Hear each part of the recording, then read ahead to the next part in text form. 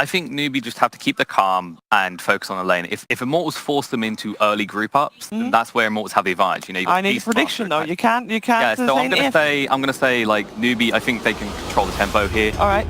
What do you think, Ted? Newbee. As well. Okay. Well, I think that was a little bit of a clear one, but maybe not entirely so. You know what we can ask? We can ask Capitalism. Let's. They'll be your casting pair for game 1. Prepare for battle. That's right, you can't ask us, as we're going to be covering this Newbee versus Immortals matchup. It seems like Blitz, Immortals, you know, they were a greedy team. Through their qualifiers, they'd love to be able to draft like 2 or 3, like at least 2 carries. It felt like they just needed a lot of space. And the way they opened, I was like, maybe this is a new Immortals. Maybe they're actually going to be playing very fast-paced. Then they closed it out with an OD and a Beastmaster, 2 of the cores that are popular in the meta right now, but still need a lot of farm. Seems like Immortals haven't really touched away from that too much. They're going to run into KP here, who's just going to walk it off as a Brewmaster. And I think the meta is always geared towards teams that are going to play faster. It's a more consistent type of playing. But I think against Newbee, I don't even know if dragging it out late game necessarily means you win the game. They have an overwhelming amount of team fight. Yeah, they've got the nice combination of Juggernaut and Death Prophet, who are kind of always relevant, right? Yeah. There's never a time where you feel bad about those heroes. I'll tell you what determines like a good brew game for me is if you hit 6 and you kill the safe lane carry. Okay. And in a game like this, you definitely can. Yeah. Like 1 rotation and you're going to kill that gyrocopter. That's, I never thought about it that way, but it does make a lot of sense. Because the Brewmaster ultimate, like early, there's no team fights that are happening, right? It's just like, I feel kind of like the same way about the Beastmaster as well, is whether or not you can actually threaten the enemy carry with your roar. Yeah. So that seems very poignant point.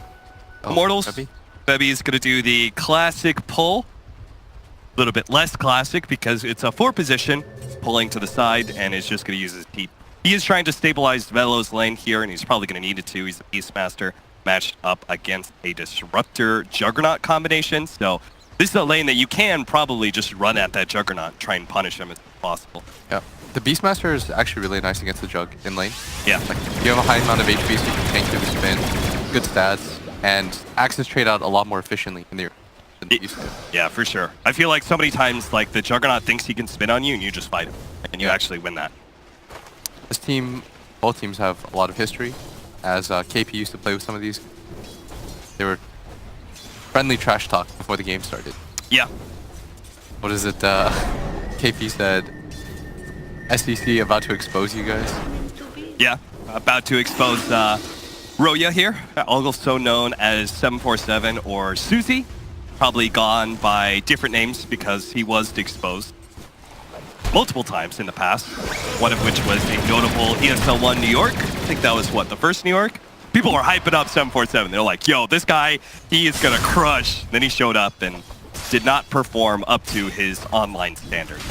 It happens. Yeah. Yeah, even Sumail looked bad in his first line, right? Yeah. Was the one in Vegas? Oh. Early stun, kinetic field. They're going to be able to control a Bebby here, and this should be our first blood. Moogie's going to be able to take that. Velo does get some decent axe damage out. And meanwhile, KP actually may be dropping top lane. A nice combination of heroes, Gyrocopter and Witch Doctor, where if you can actually get on top of the Brewmaster, you ignore the missed percentage chance. Valedict and Rocket Barrage is overwhelming amount of single target damage. Nowadays, the 5 positions that are favored are the ones that trade out very well in lane. Yeah. Witch Doctor, Warlock, Bane. Like, all these heroes are so good at trade 1v1 with offlaners. Same with Disruptor. Disruptor kind of suffers the most out of them, because even though he has the most offensive toolkit and he's got the kill potential, like his ulti is probably the best out of all of them. Yeah. Is you can usually aggro him and shut down a lot of his single target focus. But heroes like Witch Doctor are just like strong overall. Oh, mid. Bro, you're gonna be caught out here. Kaka had a haste rune, and all they needed to do was just bait out the OD. SCC does that. They are gonna be able to catch Kaka, but they're turned around onto Dubu. I think big time trouble. They're gonna be able to run him down underneath the tier 1 tower, knowing that he turns around, gets the Maledict on Kaka, and he does not get rid of the tower aggro, so he will end up trading out his life for that support. Still though, worth it for Newbee. Yeah, SCCC there. I feel like he should have traded out the... But he saw another TP come in, so you just want to get out. As early lead does go to Newbee, but it's very slight. And this bottom lane, the Beastmaster can just continue to run at this Juggernaut.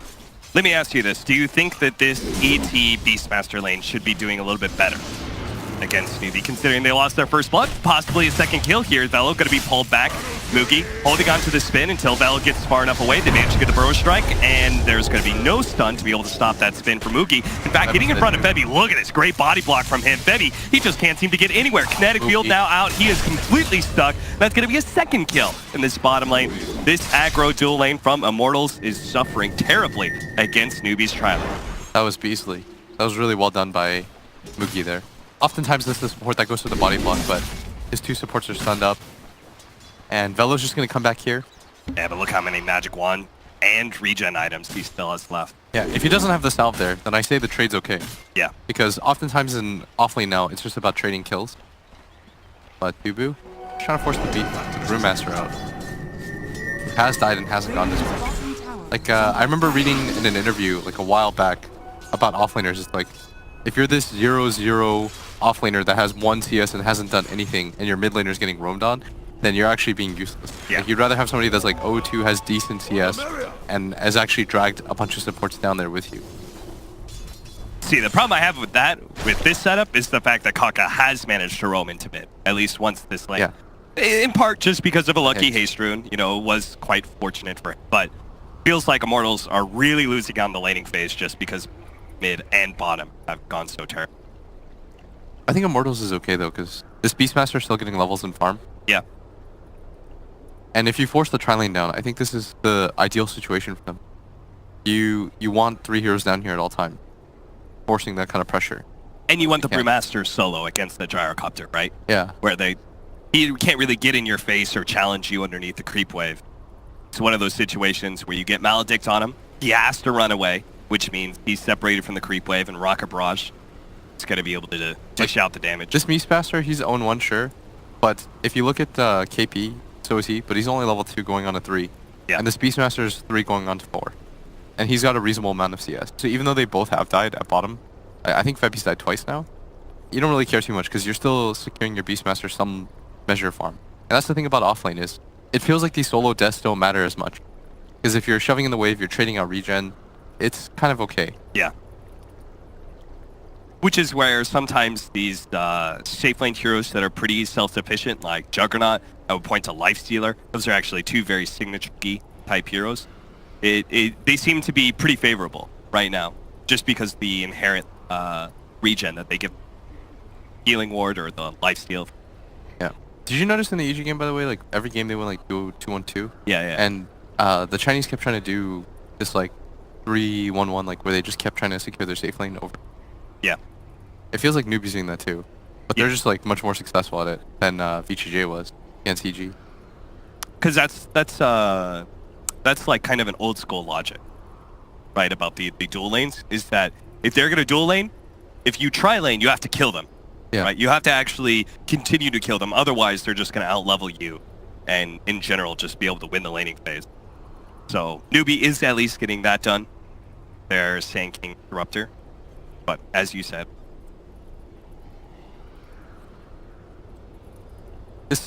I think that's so interesting about the way that the meta continuously shifts. It's like, Yeah. at first, when, like 2 years ago, it was make sure before you do anything to secure your safe lane. Yep. That was like the meta around like... You drilled that into me, Yeah. playing the 4 position. It was like bounty secure, hunter or something. Yeah, secure your safe lane first, get Yep. the kill, they don't expect it, and then you can move. And now it feels like that was like abused, and now people take advantage of the 2-2, Right. and it's like the greedier you get, the faster teams always win. And then at some point you play too fast and you play like heroes that are too aggressive, and then you can be a little bit greedier. Yeah, and then your It's like lineup constantly is shit. like, it's like too perfection based, Yeah. right? Where it's like, we're playing so fast that you can't afford a single bad team fight. The thing about, especially in this mid matchup, is because this ET, if he roams mid, I don't think he kills S-Trip anytime. Bello, in some trouble here, is not going to fight Kaka, is going to try and outrun him, but the Caustic Finale is slowing him down. They have 3 seconds till Burrow Strike is up. They won't even need it here. Thunder Strike is going to be good enough. Kaka does stumble into Febby, and they're going to fight. Kaka actually reading this pretty well, knowing that in 2v1, they can actually be the ones forcing Febby back, and Febby is going to be one taking a lot of damage back. Look at all those Magic Wand stacks. Kaka wants to be able to get this kill, has Burrow Strike, finds the ET, is able to claim that kill. Now Bello shows up, but he has no stun, just clears through the trees, and Kaka, he's still going to fight this because he knows he's got the SCC Death Prophet backing him up. What a man Kaka is, and he's not going to be punished whatsoever for the damage he took. He's got Tranquil Boots already. You see what Mookie's doing too. He's immediately spinning the wave to force somebody back here. Somebody does manage to come, but it's a 4-man rotation here right now from Newbee. Yeah, an early Death Prophet Exorcism that should allow them to be able to take the tower and keep the Beastmaster down. They're even going to find Febby here, but he's just going to get out. They're trying to deny the creeps. One of the big downsides of like an OD mid, right? No pressure. You can leave that lane and that hero's not going to be able to do anything for you. So SCC going to use the Exorcism, try and take this tower, and it's going to go relatively unpunished. If that's an SF that you're playing against, for example, you're going to see your wave get double nuked, and then he's going to hit your tower for 120 a hit. Yeah. And he's going to force you back. But with an OD, his game pace is a little bit different. Like, OD is such a strong hero when it comes to like single target and all that, but taking towers and stuff, not really your forte.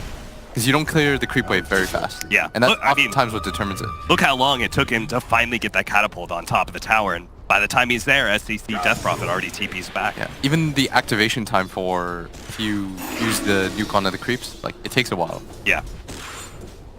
So it's a bit different. And you notice like the Death Prophet doesn't even lose out too much. If you look at the level difference between him and the OD, if that's a Shadow Fiend, for example, again. Oh, they've read this. They know they're going to go for the dive on KP, and that's where Kaka strikes. He's going to get out the Burrow Strike. MP does have his level 6, though, and they've dealt so much damage. KP's already dead. TP out. Oh, no. He's not going to be able to make it. Too much damage coming out from Mookie. Maybe Dubu can get out. No, he's been slowed down with the Spirit Siphon. TP out. Is there any stuns? Glimpse is going to be able to pull him back. Faith does pick up that level, and Mookie gets the double kill. A great read there from Newbee. They knew with the lane pushing in and how much they've already tried to shut down KP's Brewmaster that they were certainly going to go for a tower dive there. Yeah, it's the one lane that Immortals can get kills in, and so they're trying to abuse that fact. Yeah. It's like I said about if you can't kill the mid laner with your 4 position, you're forced to play like this game where you can only essentially go to one lane, because that's a Juggernaut. If it's a Jugger or Lifestealer, the downside of playing against those heroes is they're not easily gankable. So you don't ever feel pressure as a safe laner. You know no matter what happens in a game like this, until Beastmaster hits 6, you can always spin TP out. Got Omni Slash. Phase Boots on cooldown though. Should be able to catch up to Febby on the next round. Close enough, but now there's a creep wave. Febby is going to be able to stay alive here. Meanwhile, bottom lane, they actually managed to get a kill onto KP. They did a similar thing. Immortals not quite matching the speed that Newbee took to this, where they brought the Juggernaut up to the top lane, but MP on his second life goes to bottom. Gets the kill. They're going to try and pressure the tower just like the Juggernaut is. Yeah. General idea behind that is you try to mirror as fast as you can. I think, I don't know who it's more important for to mirror. I'd imagine it's Immortals has to play faster here, because if you're Newbee, it's easier for you to take the enemy mid tower. We talked about those. Right? Yeah. That they would have. It'd be a lot easier for them to collapse tower with deep. You're saying that like the Juggernaut takes that safe lane tower and then they wrap around. Yeah, onto and then mid. you just grab mid. Yeah, fast. pop an exorcism and just dive the tower. Because what's your clear situation look like? The Beastmaster axes and like the maybe ET Spirit, stuff? but you can dive that Yeah, for sure. if you're a Jug. Very slow setup. That's what we have to say like casters, like you'll hear Fogged especially too. We'll talk about like these slower fast heroes, and it means like your ability to clear out a creep wave and move on. Like that's what that denotes, is like, how fast you can just move from one situation to another with like very little downtime. It's like, look at this move mid. Managing the stun. Roya tries to get the TP out, not going to make it. Yeah, they're gonna get even more than this because the mid tower's so nice for them to at least like harass. Like somebody from Immortals already has to be here, and ideally it's the ET. Because if it's anybody else, they just get dove on. Yeah. So Immortals, they try and match Newbee, and Newbee read that and they say, okay, we're just going to go for this wraparound on mid early. We're actually going to try and take 2 towers while you're just taking that one bottom lane tower. Yeah. It's a greedy move, but if it pays off like this, it's really nice. Bebby actually elects to be at this top area. I think he glimpsed back. Trying to slow down this push, does have the TP Omni Slash, and it's going to be enough damage. They're Very getting easily. They're getting like and ones right now. Yeah. They're grabbing a tower and they're getting a kill, or they're grabbing a kill and they're pressuring the mid. But if you're a Beastmaster team, anybody that's ever watched Beastmaster play knows like this guy wants to own this bottom jungle area. Right. You just get one level of the Hawk early on, and it's very hard to gank you, and you create so much pressure. Yeah, but you with get a Soul Ring and you're just spamming axes on each of us. With that though, you need to take the mid tower to completely get control of the jungle. Right. To make it very hard for you to make those kinds of rotations in. Which is why like wards will often reveal where the team is going to go next. And if you notice, the next ward placed for Immortals right now is around that mid tower. Around that tier 1. Got themselves the decent mid laning ward. Dire's top tower Moogie, not going to slow down. After all, he's a Juggernaut. The only thing he's scared of is Beastmaster Roar. As long as they know the Beastmaster is camped out in this bottom lane, he can be super aggressive. But Velo, playing off map right now, trying to bait out the OD perhaps. Does have a Quelling Blade, ready to eat through these trees and go for the kill on KP if he thinks that they have the damage. The OD is not the best burst damage hero in the world. They're ping right now. They know Kaka's there. He's going to pop out, sees Kaka, almost gets the stun out on time. Sandstorm is going to protect the Sand King. What an awkward move. This feels like something that Beastmaster doesn't want to really be doing. He's not getting a whole lot of farm out of this. No, he doesn't want to be in this position. And they may still get caught out here. Roya, they've got the vision of him. They're going to be able to pull him back with a glimpse. There is going to be a stomp to make sure he is protected. Now Velo and Febby come back in. With the Roar, they're going to be able to easily kill the Sand King, but KP is still going to fight this out. Goes for the kill onto Febby. They don't have a glimpse anymore, so this TP will be successful. It's mainly about this top. This Juggernaut though. under attack. He's like been completely untouched in this game. Yeah, he's actually changing up his build, going for a Battle Fury. He's gotten so much space. And he's even going to be the one to TP mid, which I really like. It's like a good sacrificial play to make. You can even just start running top again. Juggernaut. Yeah. As long as you see the Beastmaster on the map, your game is pretty clear. Pressure is coming hard and fast in this bottom lane. KP at 11 minutes in, he's still not level 6, but the rest of Newbee is pretty high up there in experience and net worth, and everyone else is happy but him. It feels as though like these one-off kills don't matter so much. Yeah. Like you get a kill on a core, and even then it doesn't feel like you got too much because nowadays people are just trading out farms so efficiently. That's kind of what I garnered from the EG VGJ series. Yeah. Is every time VGJ would get a kill, there'd be like 3 heroes on the side of EG. And that's kind of what it feels like in this game is every single time they get a kill on somebody, it doesn't seem like it matters that much because you're not getting anything extra on the map out of it. Like if you get a kill in Dota and you can't transition it into anything, all it does is it reveals your position and allows somebody else on the enemy side of the map to continue to farm. Yeah. If you only have like one real killer hero. And for them, it's right now it's just this Beastmaster. He's like he's the guy who just goes around the map, plays very fast, pushes out waves with his axes, and then sets up for kills. And part of that is because the lineups are so fast, right? That Yeah. most of these lineups are not very dependent on the farm that they get. Like, maybe it's a little bit different if we're talking about like Spectres and Tinkers and those kind of heroes. Maybe those pickoffs do matter a little bit because you're slowing down that one person farm, and it is pretty important. But all these lineups, it's like you kill a Death Prophet, but Brewmaster and Juggernaut are farming in the meanwhile, and they're shoving out lanes and everything. Yeah. That trade-off's not going to mean. It's kind of cool to see like the resurgence of like these dead lane heroes come back. Yeah. Because there was a time period where people felt like they were just bad. It wasn't like as needed as the concept. Like you needed these heroes that could out-rotate. But nowadays they can do both. Like Lifestealer with his new build, where he goes like Radiance, you can transition differently into being a killer. Whereas before it felt like you were just a guy farming for no reason. Beastmaster are going to be caught here in the bottom lane with the Exorcism push. They've still got plenty of time on this ultimate. After all, they didn't need it for that tier 1 tower. They're now going to approach the tier 2 and Immortals. We need a response from them. We'll see what it's going to be. The OT, he's not going to be joining in any of these team fights. It seems like for the most part, he's just got to focus on his farm. That's really one of the big downsides of an OD. Not a very useful hero until he's got like 25 minutes of farm. Yeah. I think that was a really cool move, by the way, by Newbee. If you saw how many heroes were gathered around mid for Immortals, they thought that the natural conclusion was they're going to come mid next. Yeah. But if we're here first, like, we'll take this fight. But instead, they just go bottom. They don't grab a tower or anything out of it, though, so it's not the worst thing in the world for Immortals. But you notice, like, now they're going to go mid, and they're just playing, like, blistering pace around the map. Like, they're just moving objective to objective, making it very hard for Immortals to keep up. Because now Immortals, like, they bought the feint at bottom, and then they dragged heroes down there. Now they're not in position Exactly. to defend this mid tower. Like that's like the coolest thing about Dota is that you can just keep doing these like micro feints, and keep your opponent guessing. And if you're the one doing that, then you're always going to be in an advantage because the enemy team is just responding to what your movement is on the map. Kaka not going for a Blink Dagger, an early Force Staff pickup for him. Yeah. Fully investing into that fast kind of pace, not really focusing on the big Blink epicenter play. If you want to defend these towers, like you have to be here before people get to your tower. Right. But because they are playing very quick around the map, it's hard for them to contest. Now Febby has spotted KP, Is under attack. who's had a really rough game. That is like the upside for Immortals right now. Like this guy wants to use his ult really badly. Bottom tower is under attack. Kaka. Well, at least they'll catch him. Paralyzing cast, kind of surprised him out. They're going to drop the ultimate here from the OD. Radiant's Kaka, top tower is well, under it's going to be a little bit close here. The second Maledict, if he can actually get to Make the it to the try. mountain. Oh, he gets a little bit of heal, and that's going to be just barely enough.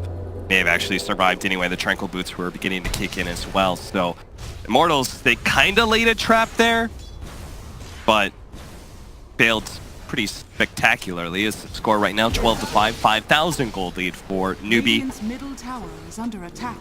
It's like the issue with their lineup, right? It comes back to, again, like the only killer hero that they have is this Beastmaster. And then Beastmaster isn't really ready to play ball. He doesn't even have the Necronomicon just yet. Get a little bit of vision of him. I guess that's my problem when I saw like the Beastmaster and the OD. Like, you can't really play these kind of lineups, right? There's not enough space for both the Beastmaster and the OD to farm. Yeah, it would require the Gyro to do a lot more this Yeah. game.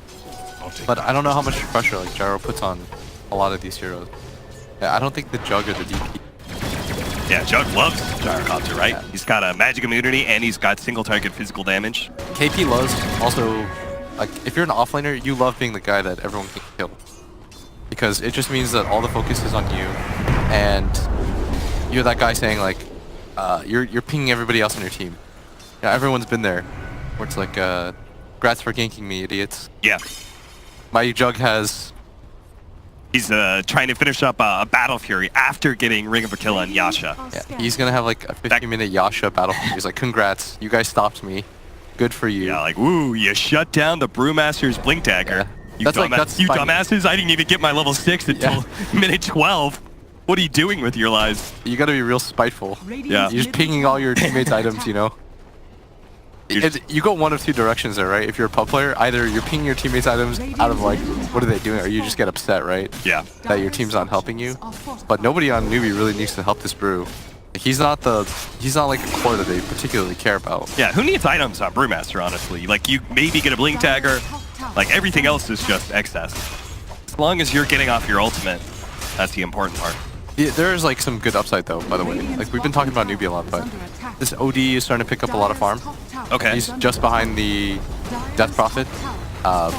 The single target, yeah, but there's not a whole lot for him to like clear through. And he's good against like most of these heroes. They're gonna try and go for a glimpse play. That's why the turnaround is here from Dubu. Great paralyzing cast. Oh no, it bounced the wrong direction. Still though, a great ultimate coming out with the Euro Splitter. Almost enough to be able to finish off Kaka. Faith is certainly gonna be dying to Dubu here. Challenging him with that Witch Doctor. A glimpse back. SEC on the side trying to grab some of these heroes, but he's low enough that he can't really go for this fight. And now it's a Brewmaster ultimate that it feels completely useless.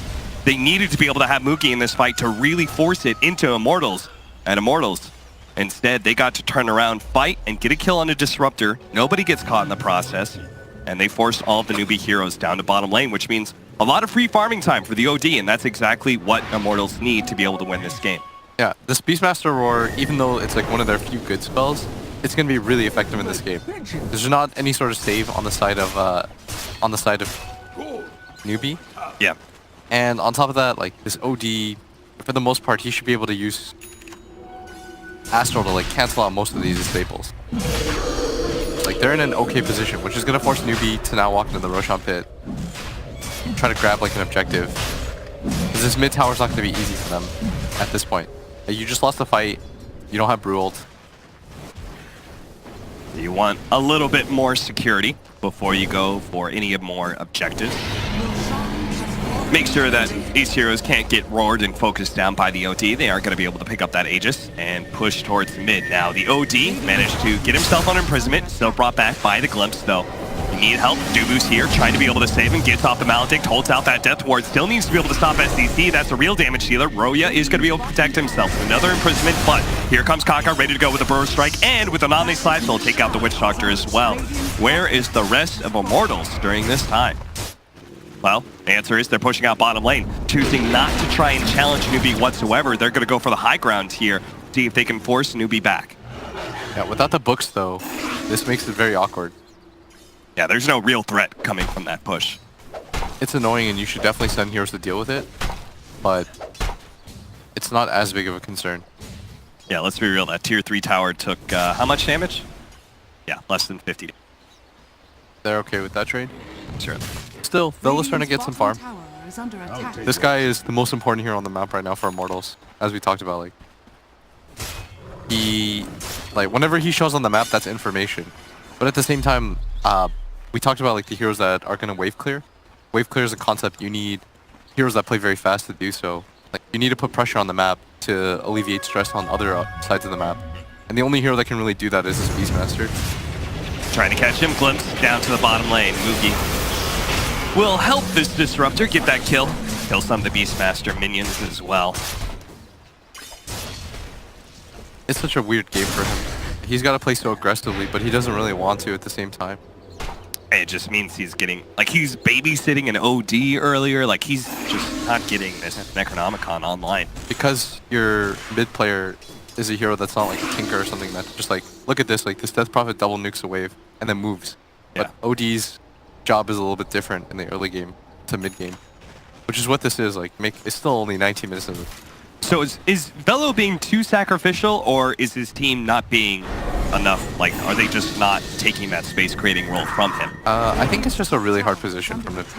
As they're going to make this move on mid. Jump on, but a first step away. They are going to be able to glimpse in. Velo, thinking about it, is going to throw out the roar onto the Sand King, trying to stop him and let Roya get out of here, but he's still going to be caught. The Beastmaster's going to just try and do whatever he can with these axes, but it's not enough to deter Newbee. They just keep on pushing forward. Now dropping Febby back to Earth. They're going to focus on him with the Spirit Siphon and Kinetic Field, not quite latching him in, so they may be able to catch him here. Yule's Scepter slows him down a little bit further, diving deep into these tier 4 towers. Meanwhile, Omnislash actually takes out the Beastmaster. MP is here though.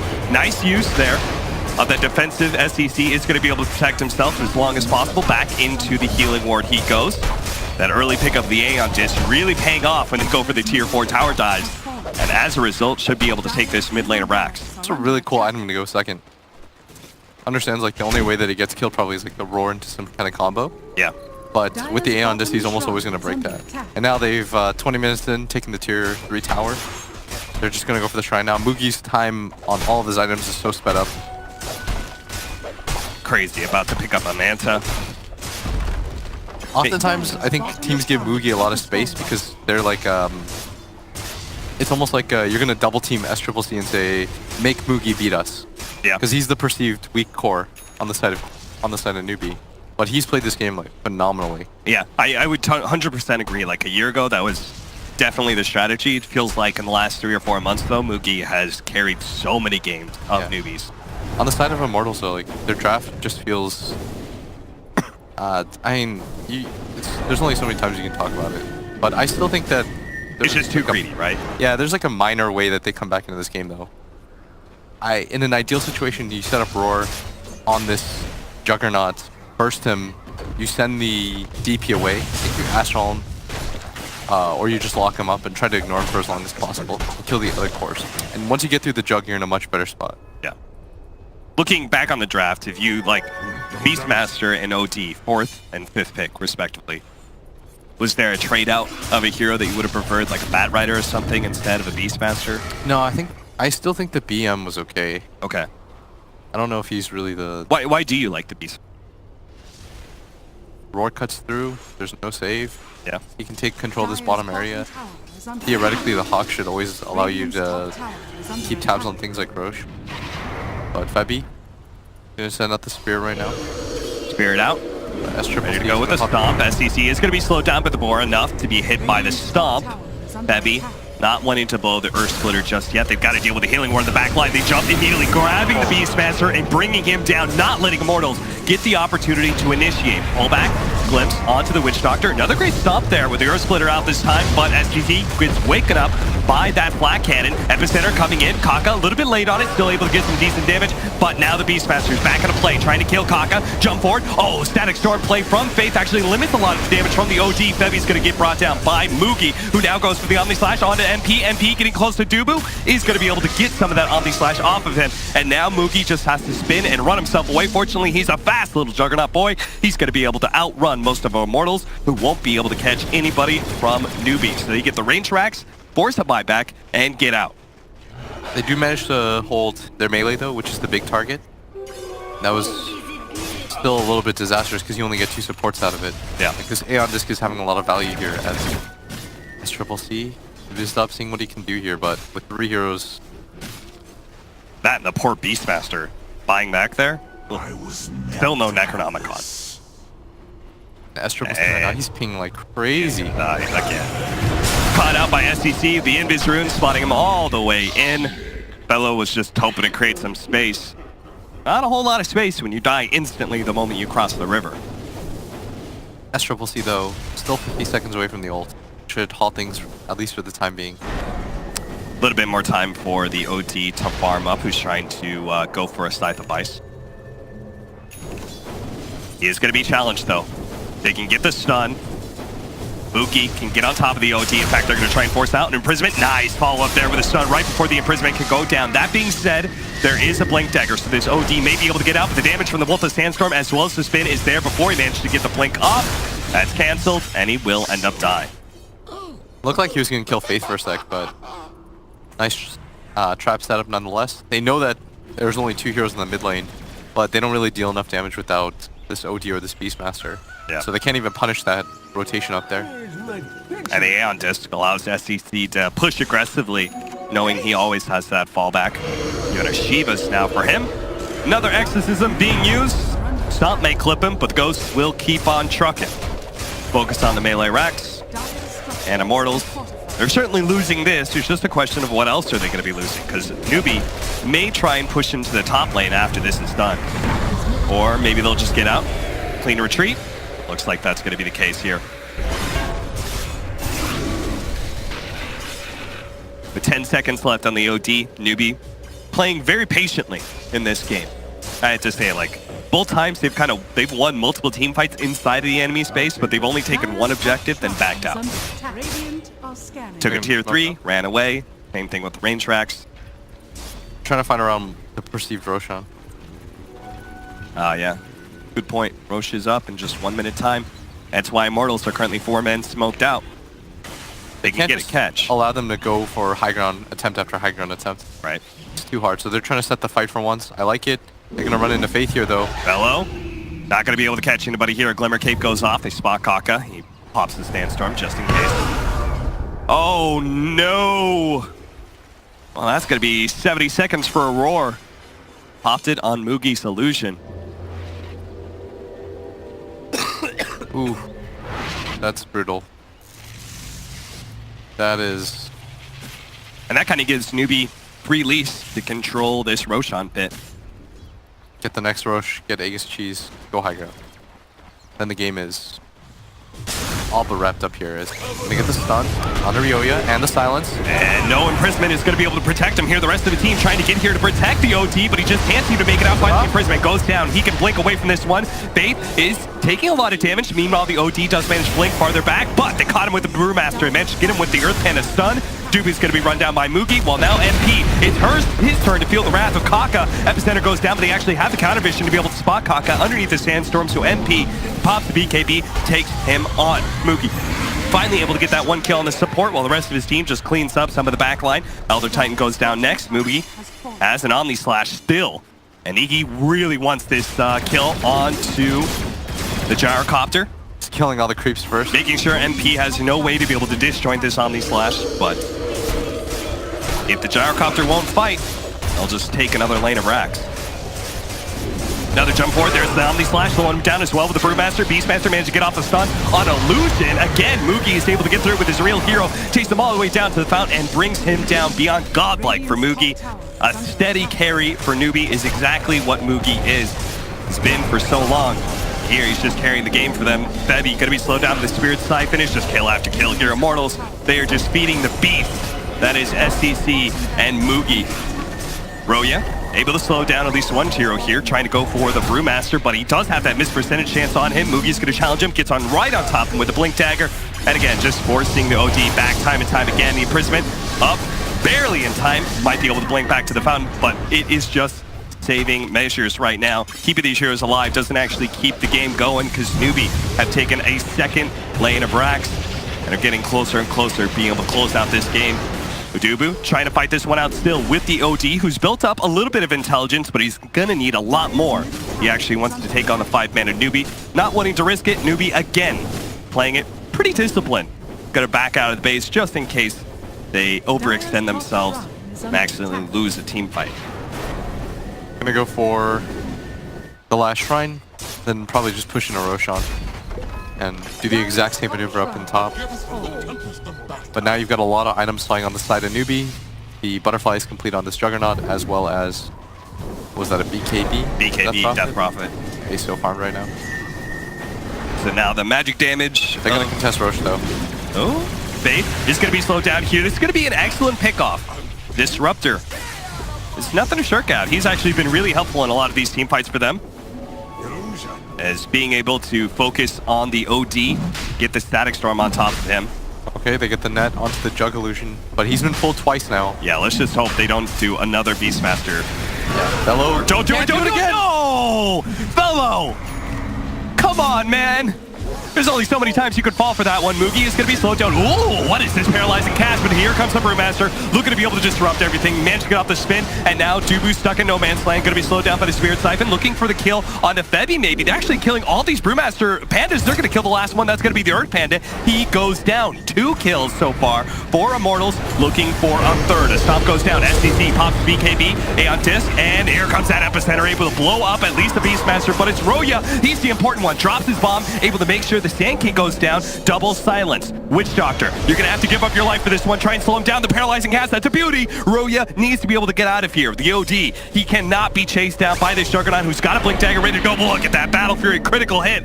Almost cleared the Witch Doctor just by itself. KP, he's not gonna chase them down though. This has already been kind of a questionable team fight for Newbee. Pretty much the only one where they've kind of lost some heroes, so they're gonna back up again, play it safe. Let's just get that Roshan, boys. Get the Aegis. Jeez. And is that a refresher Roshan as well? Yeah. The double, no, it's just the cheese. But no, just the cheese. The dual core right now from Newbee is so strong. You've got 10-0 on the side of SCCC, Newbee's 12-0. Combined 22-0, accounting for 29 of their team's kills combined. They've done such a good job on these courses. Dubu gonna get caught up. Any Dubus here? Just one. Just one, and not for long. Tries to spite D-Ward, but does not do it in time. And now this top lane is open for the taking. Everyone just buying Aeon Disc now on the side of Newbee, countering out that Beastmaster War, which hasn't even been really a threat, really, as Velo. Yeah, that pretty much encapsulates all of Velo this game. Not much of a threat. Nullifier soon for Mugi, so he can blink, Nullifier, Omni Slash somebody if he wants.